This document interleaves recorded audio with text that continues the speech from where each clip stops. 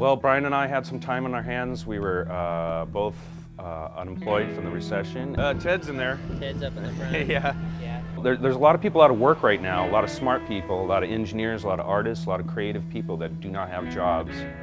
And they're surrounded by the only medium, only material they can get their hands on at low cost, which is junk, basically. You know, we're generating millions of tons in America a year of waste, and we're going to run out of time. We're going to run out of space. When we see that scrap, we think to ourselves, wow, there's a lot of stuff in this country that people are just tossing out. I found one of these, so I'm looking for the other end of it. The material's endless. The variety of material that we can work with is endless. Anything from, just paper, Tupperware, fabrics, paintings, household chemical goods. Of course, we're focusing in on perhaps personal luggage. I'm looking for powered subwoofers, speakers, powered supplies, any sort of amplification like this. This speaker's blown, so I'm probably not going to use it. The tweeter might be good though, so I'm going to check that out. We decided that the material that was not being used could be turned into something artistic or creative. Nobody wanted, of course, this nasty old vacuum cleaner. It takes stuff that's unwanted and it makes something that people can sometimes be quite floored over. And Brian, being the electrician, he figured out how to hack into some amplifiers that we were finding in the waste stream, and he kind of created the first prototype Scrapblaster. Welcome to Scrapblaster Labs.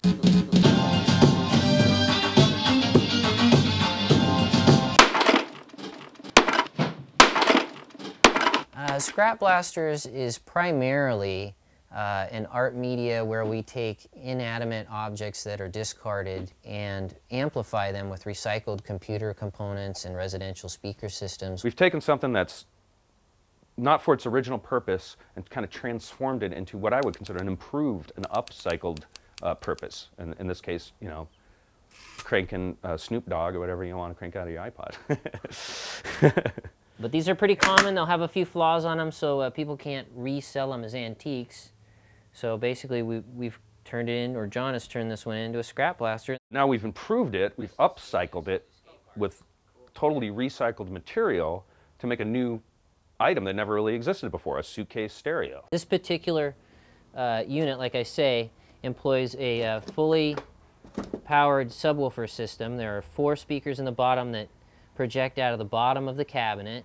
Our imaginations really got going into what we could put them inside of, and since then it's just been kind of an evolution. We started out with a few art shows and people quickly got interest in the upcycling theme of it. You can just see people's face light up and they're just like, oh my God, is that a Hoover? And a lot of people come up and comment and say, my mother or my dad had that vacuum cleaner. And then of course they're hearing the sound emanating from it and they're floored, so it has quite a bit of pop.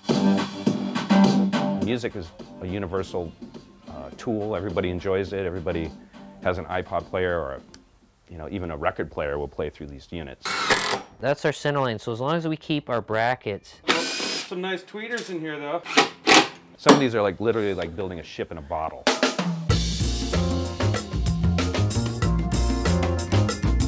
Probably another 16 hours, you might hear some sound out of this thing. Most of those amps are, less than 10 years old, and millions of them were produced and thrown out onto the market. So, we're just kind of playing with the edge of an iceberg, if you could say, of material. We wanted to kind of stop that in our own little way, and either reuse the material so it doesn't go back and get melted down in China and put into a new toaster that gets brought back to Walmart. They estimate about 40 million tons a year of e-waste is cast out, and that's not even captured for scrapping or reuse. This country is so up to our eyeballs in junk and garbage that we've purchased. You're throwing energy out when you throw stuff into the trash. You're throwing energy, because it took energy to make that. So that's a little tweeter that you can attach. In this economy, being able to recycle is great for the self and the community, but also being able to create an economy out of it is furthering that dimension of recycling. People have just realized, that you don't have to throw out that toaster, so quickly. The trash can is a word and an item that should not exist anymore. There's no such thing as trash. There never was. reuse of products, or extending the life of products, or reimagining a product that into something you never thought of before. For whatever reason, that's appealing. The DIY movement is really huge. It's exploding right now. Seems like we're kind of in the middle of the big wave of it. Can we stay on the edge of that board, surfboard, so we can ride the wave all the way to the shore? We'll see, you know, we'll see. We're gonna try.